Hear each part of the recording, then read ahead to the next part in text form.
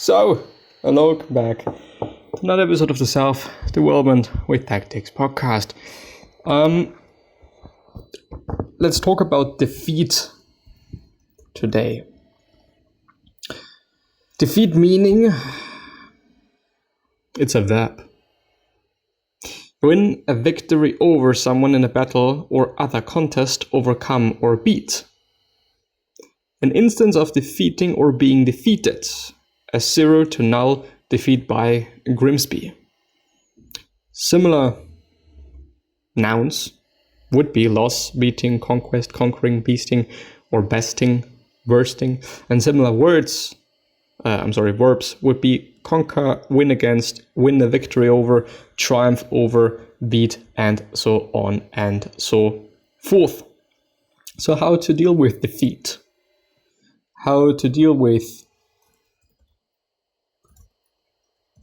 failure, maybe, and making a mistake and not being good at something.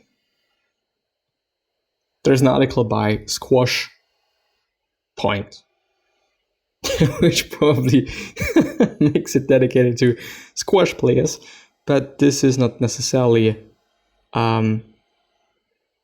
what I am searching for. The higher you set your aims, the more likely you are to experience a loss. How will you respond to a situation? Losing sucks. There's no doubt the feelings of defeat are tough to cope with.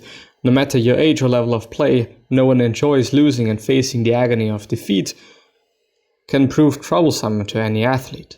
When we lose, it can seem as if the world is crashing down.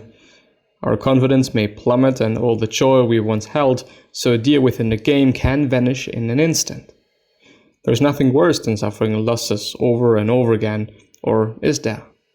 I would argue there is something worse, facing defeat and failing to take anything positive away from the situation. Of course, it makes sense, and I think we all know that this would make sense, but the very problem is that it is very difficult. It really fucking is. I know when in the midst of a loss, the last thing that seems possible is finding any ounce of positivity in that moment. But the truth is, failure and defeat provide us with two options. We can either allow the agony of defeat to eat at our psyche, leading to us feeling sorry for ourselves, or we can accept the defeat, learn something from the situation, and to move forward.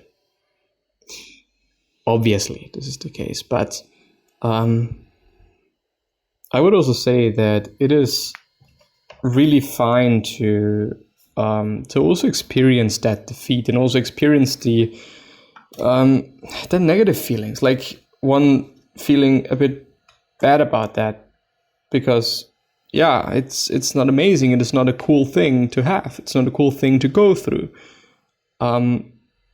And it might be quite often the case, you might fail and you might be quote unquote defeated. I think defeated per se means that you have already told yourself, you've already realized and you are fine with failing and staying there.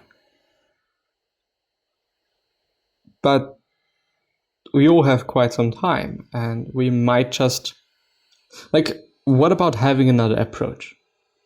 When I fail at something, I actually tend to do it the same exact way the next time as well. I don't necessarily know why I'm doing this. I don't necessarily know why this makes sense to me, but it really doesn't. When I clearly have seen that this way of doing something really did not give me what I wanted to have, the result, whatever it may be, I should really do something different. I should really do something in a different way. So today, and this is also quite the reason why I'm willing to talk about defeat. Today, I had to present my project first of all, for whatever reason, in the midst of hastiness, in the midst of being called out quite spontaneously. I did not present my work in the best way possible, I'd say. And it was not that of a great work. In the end, the thing is, when I'm doing something and I'm doing my thing and whatnot, I think, well, it is not bad. It is good, especially when it is something that I am not really good at. But of course, then when you see other people's work, which is then especially kind of mind-boggling and strange when you're working at home and all of them are working at home, and you then see, well, yours is actually not that good. And when this is happening a few times in a row, then you start feeling like, at least I start feeling like, I do actually really want to be good at this. I do actually really want to be excelling at it. Just because this is the case for me in every single fucking aspect of my life. I hate being bad. I don't actually know why. Also if it is, or when it is something that I'm actually not really good at. So then I thought, well, the next time I might do my project as well as I fucking can. Just because I want to have a good project. Also because I can keep it. And might be something useful, it might be some great sculpture that I'm building that I'm then actually very happy with, and so on and so forth. So various different things that I could actually get out of this experience, that I could get out of this actually lesson, or lecture, or whatever. But on the other hand, it is something I'm not good at. So why should I put too much energy into it?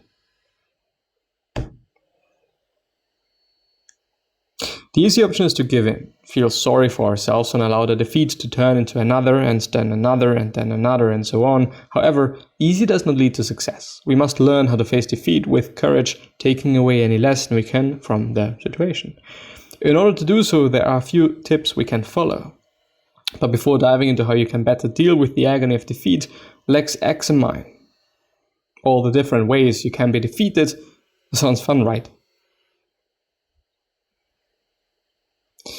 Team defeat, personal defeat. I think personal defeat is way, way fucking more worse than team defeat. How not to respond to defeat. From a young age, I remember being told, don't be a sore loser. This was sound advice, especially to you, to a young boy who didn't exactly handle losing in a graceful way. However, this statement is focused on other people.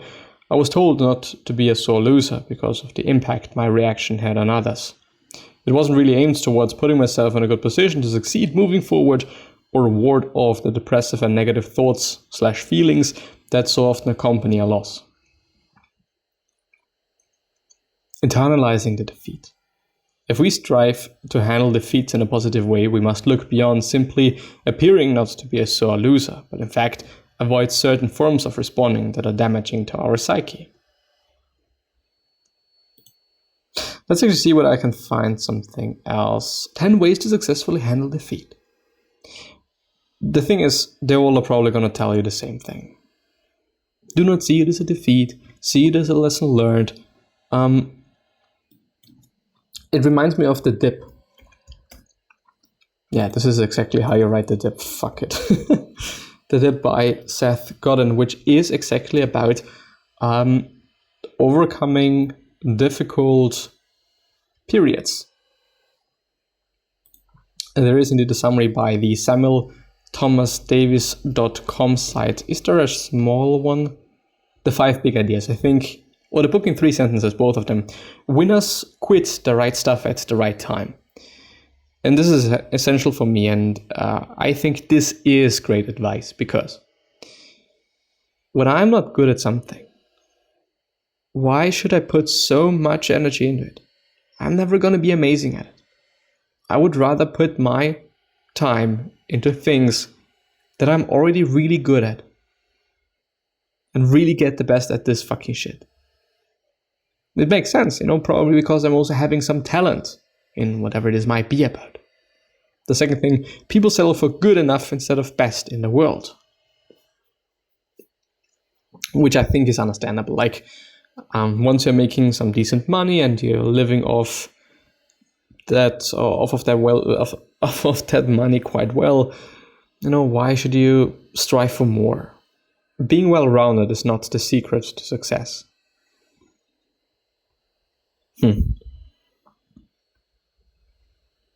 Maybe I should also just, I don't know, like, I'm just realizing something. I may not be good at, making things very, how should I say? Making things very clean. I am not a clean worker. I'm really actually having a hard time doing so. But what I can do is being creative. And I think sometimes I'm losing myself in trying to be as clean as I can, and then just losing the opportunity of being as creative as I can, and maybe as extreme as I can. So what about just doing things in the way that I find the easiest for myself, but just using the time and using the energy for actually being very creative and doing things in an interesting way. Of course, sometimes things then turn out very good, and sometimes they are really shit. And I've seen both, and I've done both, and it is fine. And also the 5 big ideas. To be a superstar, you must do something exceptional, not just survive the dip, but use the dip as an opportunity to create something so extraordinary that people can't help but talk about it, recommend it, and yes, choose it. The next time you catch yourself being average when you feel like quitting, realize that you have only 2 good choices: quit or be exceptional. Average is for losers. Winners understand that taking that pain now prevents a lot more pain later. Yeah, for example, learning. You're gonna have an exam. Exam should be passed. And that's it. Winners understand that taking that pain now prevents blah blah blah. The decision to quit or not is a simple evaluation. Is the pain of the dip worth the benefit of the light and the end of the tunnel? Quitting as a short-term strategy is a bad idea. Quitting for the long term is an excellent idea because it frees you up to excel at something else. That's really quite the truth. And with this being said, I'm going to see you the next time. So, bye-bye.